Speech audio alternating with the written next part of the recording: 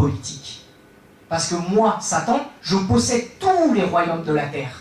Si tu te mets à genoux devant moi, tu posséderas la terre. Tous les hommes seront à toi. C'est gagné. Je te les donne tous. Mais tu te mets à genoux devant moi. Jésus n'accepte pas. Jésus n'accepte pas.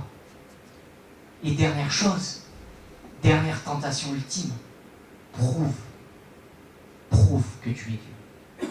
Prouve concrètement que tu es Dieu. C'est-à-dire qu'il l'emmène en haut du temple et lui dit, jette-toi. Et je sais que si tu es Dieu, si ton pied venait heurter une pierre, les anges te porteraient. C'est-à-dire, prouve concrètement, physiquement que tu es Dieu. Arrière Satan. Arrière Satan.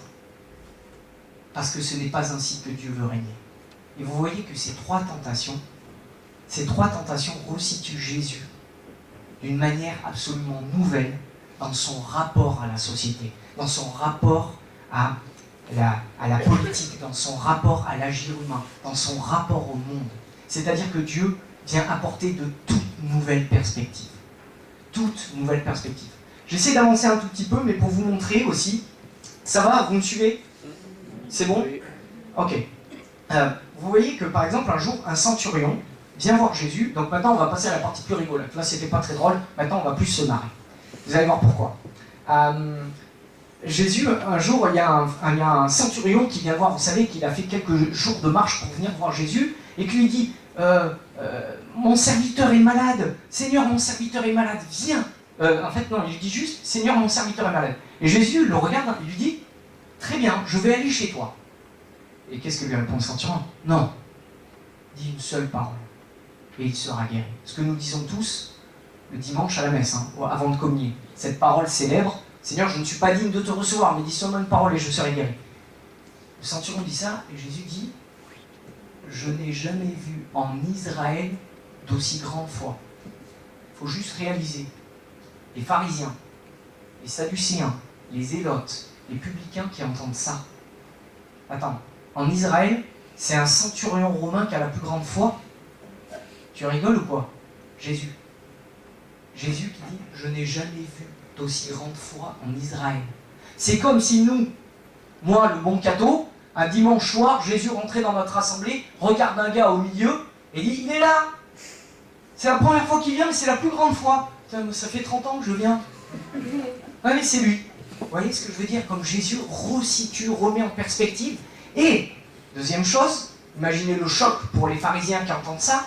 Et maintenant, imaginez pour les zélotes l'autre choc. Jésus ne lui demande pas de quitter l'armée romaine.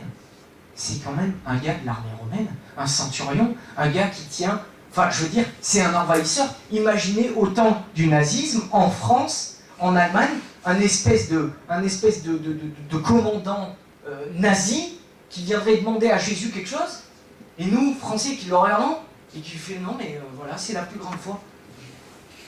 Mais c'est l'envahisseur, il est de l'armée en plus, il collabore. Oui. Vous voyez, Jésus se situe au-dessus, et Jésus ne lui demande pas de quitter. Et il en est de même pour notre petit ami publicain, qui est détesté de tous, Zachée. Zachée, c'est le mec que personne n'aime dans son village. Tout le monde le connaît. C'est le petit gars que personne n'aime parce que c'est le collabo. Le collabo du village, c'est Zachée. Jésus, quand il débarque dans le village de Zachée, il va chez le collabo. Il aurait pu aller chez une personne un peu plus pieuse. Non, il va chez le collabo. Il faut bien comprendre que pour les Juifs, et quand les évangélistes écrivent l'évangile, ils savent très bien pourquoi. Il justifie en disant c'était le collecteur d'impôts. C'était un collabo. Et Jésus va chez lui et dit aujourd'hui est rentré le salut dans la maison de Zachée. Bref, vous voyez que Jésus en a rien à faire de savoir si vous votez UMP, PS, FN, Front de gauche ou ceci ou cela, que vous ne votez pas, que vous êtes écolo ou pas. Jésus veut votre cœur, veut votre vie. Jésus passe au-dessus de tout ça. Jésus veut votre transformation. Voilà où j'en viens. Voilà quel est le cœur de la prédication de Jésus. Jésus ne s'intéresse pas à votre parti politique. Jésus ne s'intéresse pas à votre parti politique. Jésus s'intéresse à votre conscience, à votre vie. Jésus s'intéresse à ce que vous êtes au plus profond de vous-même. Jésus n'est pas venu pour apporter un changement apparent. Jésus n'est pas venu pour donner de la bonne morale pieuse, laïque ou je sais pas quoi. Jésus est venu pour nos cœurs. Comprenez bien que par ces petits exemples, du centurion, du publicain, de tous ces gens, que Jésus s'intéresse à vos cœurs. Et vous connaissez tous, et je la cite quasiment maintenant à chaque fois, à chaque homme groupe, mais comprenez bien que quand Jésus parle à des pharisiens devant eux, il leur dit, j'ai une parabole à vous raconter. Il y avait un pharisien et un publicain qui étaient montés au temple. Vous voyez que maintenant que vous connaissez les définitions de pharisiens et publicains, l'évangile résonne d'une toute autre manière. Parce que le pharisien, c'est l'homme pieux, le gars qui est vraiment bien devant la loi, le gars qui a accompli les rites. Et le publicain, c'est le collabo, celui qui a renié le judaïsme. Il y avait un pharisien qui montait au temple et qui, devant Dieu, le remerciait pour tout ce qu'il était. Et puis, il y avait un publicain qui n'osait pas rentrer, lever la tête, qui se frappait la poitrine, qui dit « Seigneur, prends pitié de moi, pécheur. » Le pharisien repartit chez lui en croyant qu'il était juste. Mais il ne l'était pas. Et le publicain repartit chez lui en étant justifié. Imaginez les pharisiens qui entendent ça. Vous voyez comment Jésus se situe. Jésus vient bouleverser les perspectives politiques, religieuses, pieuses, laïques, de pouvoir, d'enjeux, de choses comme ça. Jésus vient tout bouleverser. Et je vais finir avec ça. Le dernier exemple que je vais prendre, c'est... j'aurais pu en prendre plein, j'ai pris que celui-là, mais qui est pour moi l'un des plus forts. C'est le rapport avec Barabbas, le rapport au pouvoir politique. Pilate. Qui voulez-vous que je vous relâche, Barabbas ou Jésus qu'on appelle Messie? La foule répond, libère Barabbas. Pilate décida de leur accorder ce qu'ils demandaient. Il libéra l'homme qu'il réclamait, celui qui avait été mis en prison pour révolte et meurtre, et il leur livra Jésus pour qu'ils en fassent ce qu'ils voulaient. Alors, il y a quelque chose de très intéressant dans le procès de Jésus au moment où apparaît Barabbas. Barabbas est un zélote, donc comme vous l'avez compris, qui a provoqué des révoltes et qui a commis un meurtre. Donc c'est un meurtrier et qui est un juif tellement pieux qui considérait l'ennemi qui considérait le Romain comme un ennemi et qu'il fallait sortir. Et qu'au nom de sa judaïcité, il fallait sortir les Romains. Bref, Jésus se retrouve en procès à côté d'un gars qui est un zélote, c'est-à-dire un homme, un messie politique. Comprenez bien que Jésus, au dernier moment, se retrouve à côté d'un messie politique, un libérateur, un sauveur du peuple d'Israël, un homme qui libère, un homme qui va lever les foules, un homme qui va les emmener vers la libération. Jésus se retrouve à côté d'un vrai libérateur, d'un homme qui a compris, d'un homme qui s'est levé, d'un homme qui a pris les armes et qui a décidé de libérer Israël de l'oppresseur et de l'opprimé. Bref, situation improbable à la fin de sa vie. Jésus se retrouve seul et la foule doit choisir entre Barabbas et Jésus. Et chose intéressante est mentionner son prénom, Barabbas. Barabbas, les Juifs l'entendaient bien. Bar, Abba, ça veut dire le fils du Père. Jésus est condamné à mort parce qu'il est le fils de Dieu. Barabbas, c'est le fils du Père. Bar, Abba. Donc vous voyez l'enjeu qui est en train de se jouer à cet instant-là. À cet instant se joue devant Israël la messianité de Jésus, c'est-à-dire l'instant même où Jésus révèle quelle forme de Messie il est. Et devant lui, à côté de lui, est mis le Messie politique. À côté de lui est mis le libérateur, celui qui concrètement veut libérer Israël. Et Israël doit choisir entre un Messie politique et le Messie Jésus-Christ. Et vous voyez même que leurs noms sont identiques. Il y a d'un côté Barabbas, le fils du Père, et de l'autre côté le Fils de Dieu, Jésus. Et la foule C'est-à-dire nous, moi, vous. Nous aimons et nous choisissons et nous revendiquons le Messie politique. Nous revendiquons le Messie politique parce que nous sommes, et ça ce sont les Grecs qui l'ont très bien compris, Platon, Aristote, nous sommes des animaux politiques. Nous sommes des hommes politiques. C'est-à-dire que nous aimons la politique. Nous vivons de la politique. Parce que la politique, c'est le bien apparent, le plus accessible et premier du changement. C'est-à-dire que le changement le plus simple et le premier que nous voyons, c'est par la politique que nous le voyons, toujours. Un changement. Et combien de fois vous entendez en France parler de réforme, de changement? Vous savez que le dernier président qu'on a élu, vous savez quel était son slogan? Le changement, c'est maintenant. Qu'est-ce qu'il y a de plus messianique là-dedans? Le changement, c'est maintenant. Il aurait pu dire aussi, je fais toute chose nouvelle. Non mais regardez, je fais toute chose nouvelle. Je veux dire, il y a quelque chose, comprenez bien que dans le politique, il y a quelque chose de messianique, une espérance qui se lève. Dans le vote FN, il y a quelque chose en France qui est en train de se lever parce qu'elle fait des scores de plus en plus impressionnants, et je pense qu'aux prochaines élections, elle va faire péter les paliers, Marine Le Pen. Marine Le Pen lève une espérance. Marine Le Pen lève une espérance en France. Ce que les médias ne comprennent pas dans Marine Le Pen, c'est ça. C'est que Marine Le Pen lève une espérance. Un espoir pour des gens qui n'ont plus de travail, qui ne comprennent plus la société, qui se sentent rejetés, qui ne se sentent pas écoutés. Quand les gens votent Marine Le Pen, ils votent avec... Beaucoup de gens votent en y mettant de l'espoir, de la foi, de la confiance. Mais il n'y a pas que Marine Le Pen. Parce qu'elle fait des gros scores. Mais dans nos votes politiques, beaucoup d'entre nous mettons de la foi et de l'espérance dedans. De la confiance. Pourvu qu'il nous apporte l'argent. C'est ça. C'est ça. C'est comme ça que nous envisageons la politique. Et c'est ainsi que nous nous retrouvons devant Pilate. Quand nous mettons la politique au-dessus de Dieu, nous crions Barabbas. Nous crions Barabbas.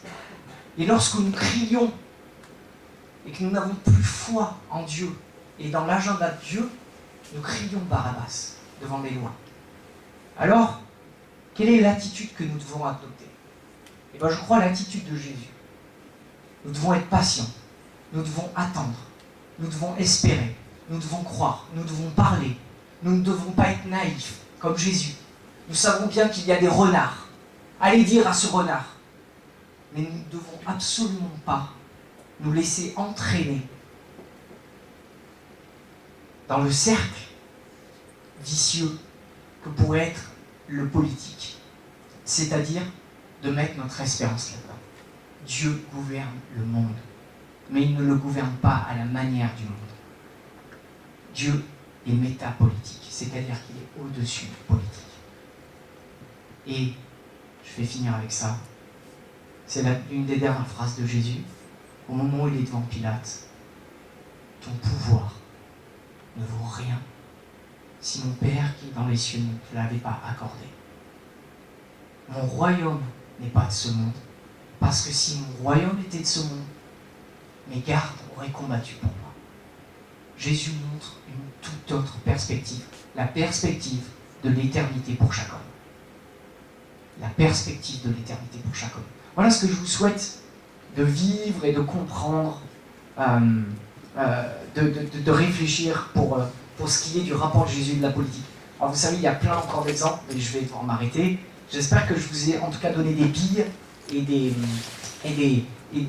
matière à réfléchir en tout cas sur cet aspect-là. Voilà, merci.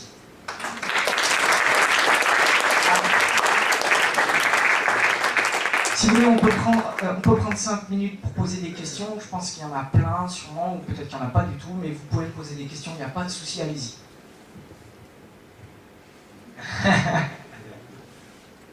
Peut-être qu'il n'y en a pas. Hein. Peut-être que j'ai été trop clair. Non, c'est pas possible. C'est pas possible parce que c'est vraiment un sujet, vous savez, quand je l'ai abordé, c'est vraiment un sujet épineux en fait.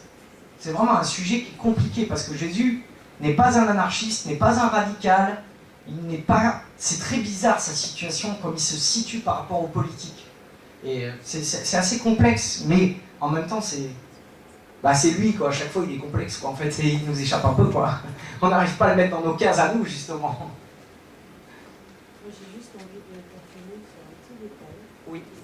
Ce que vous avez dit là, de Jésus qui a envoyé la question aux autres un petit peu en disant, en parlant de cette pièce de César. Oui. Je pense que ce n'est pas seulement dans le contexte politique qu'on le retrouve, cet aspect, mais aussi, j'ai pour mémoire un passage aussi de la femme adultère, au moment de la lapidation. Oui.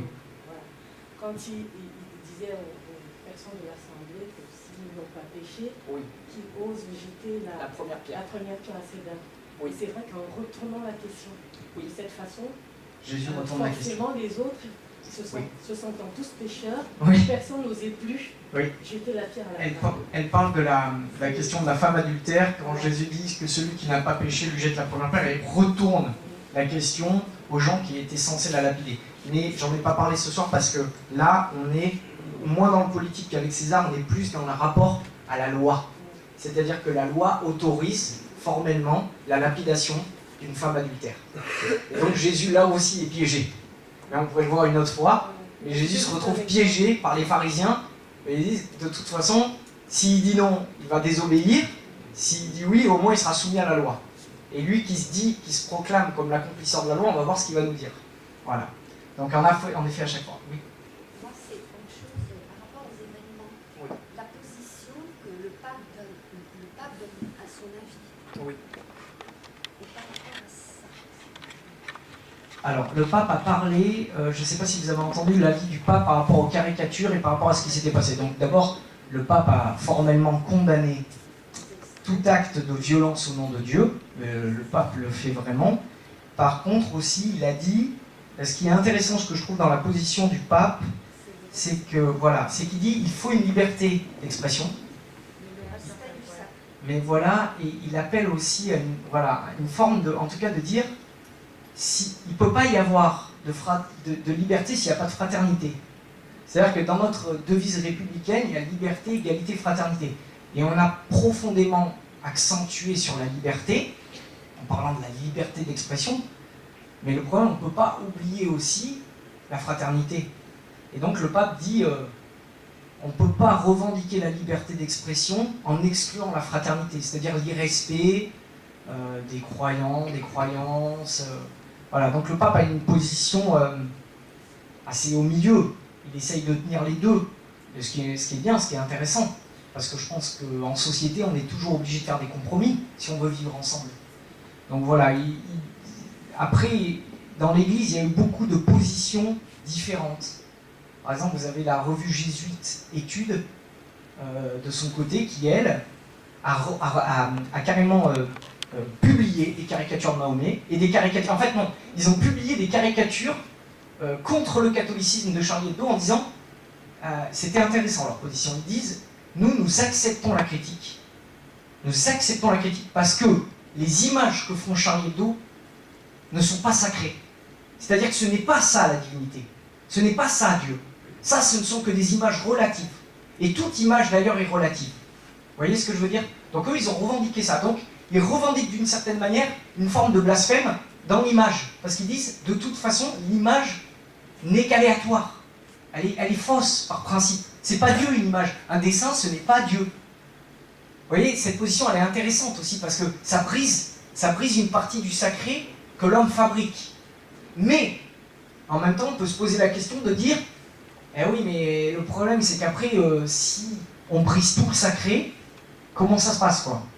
Pour des musulmans, par exemple, on va se moquer de tout le temps, quoi, parce qu'eux, ils ont que du sacré.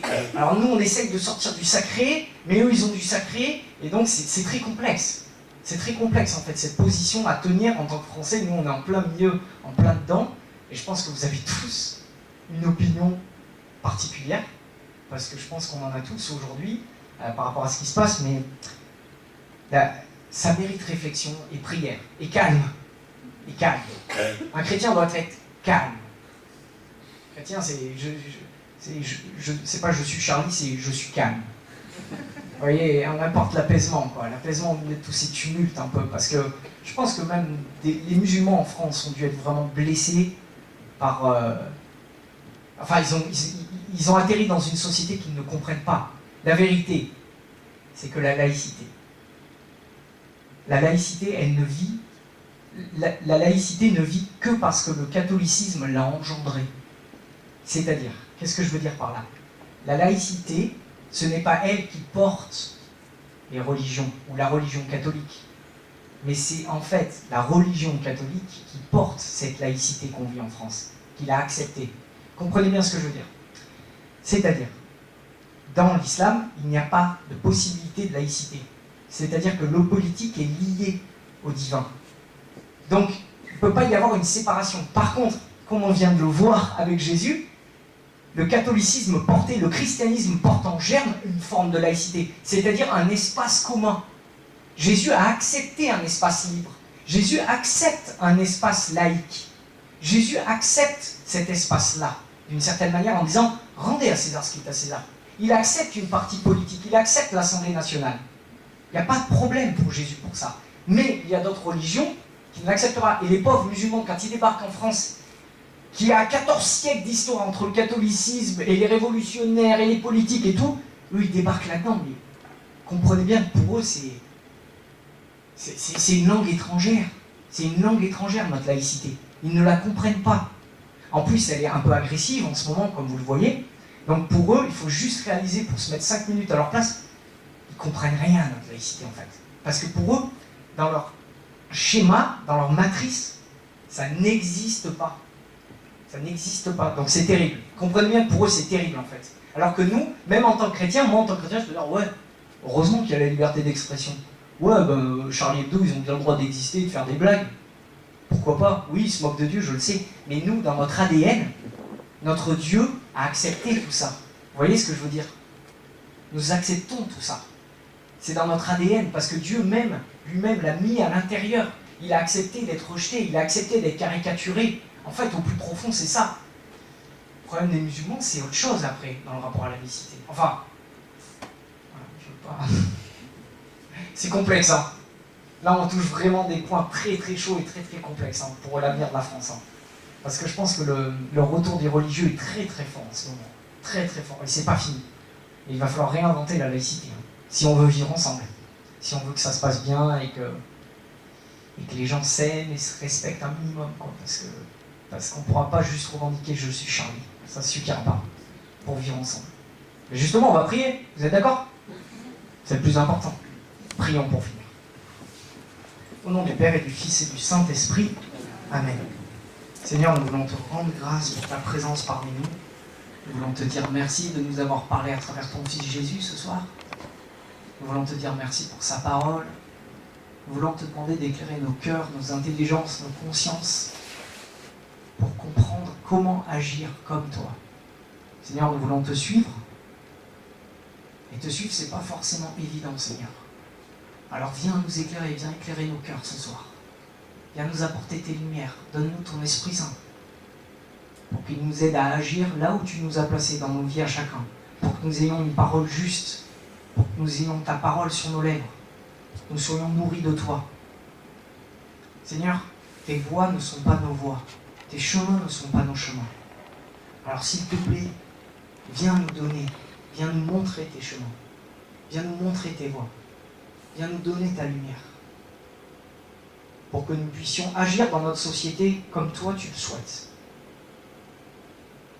Éclaire nos vies. Éclaire nos consciences. Éclaire nos intelligences. Ouvre nos cœurs. Pour que nous nous convertissions à toi. Pour que nous t'adorions, toi et toi seul. Nous voulons te dire merci pour cette soirée. Tu as semé ta parole. Maintenant, nous te demandons qu'elle porte du fruit, qu'elle vienne en chacun de nous, et qu'elle puisse prendre de plus en plus de place dans nos vies. Notre Père, qui es aux cieux, que ton nom soit sanctifié, que ton règne vienne, Que ta volonté soit faite sur la terre comme au ciel. Donne-nous aujourd'hui notre pain de ce jour. Pardonne-nous nos offenses, comme nous pardonnons aussi à ceux qui nous ont offensés. Et ne nous soumets pas à la tentation, mais délivre-nous du mal. Car c'est à toi qu'appartiennent le règne, la puissance et la gloire pour les siècles et les siècles. Dieu Tout-Puissant nous bénisse, qui est le Père, le Fils et le Saint-Esprit. Amen. Amen. Bonne soirée.